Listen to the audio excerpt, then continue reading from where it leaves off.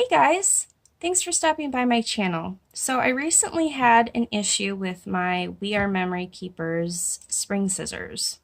The spring came off and I was getting ready to contact their customer support and ask them to send me a new pair. And then I was looking at the scissors on their website and I was like, trying to figure out how the spring goes in there. So the spring came out.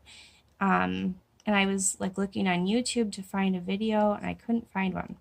So I thought, you know what, I will make one because I'm sure someone else has had this problem. So on the inside of the scissors, you've got these little like ball things, these little balls. Okay, they hold this spring. So all you do is you push one end of the spring onto one of the balls and then the other one onto the other ball, and that's it. Good as new.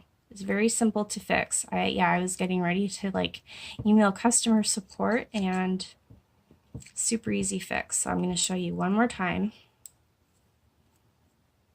Oh, no, I'm going to end up breaking it. Okay, so little balls on the inside handle, spring. Pop the spring in on that end, pop it in on that end, and there you go. Good as new.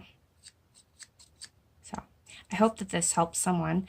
Thank you for stopping by and watching my video, and I'll see you later.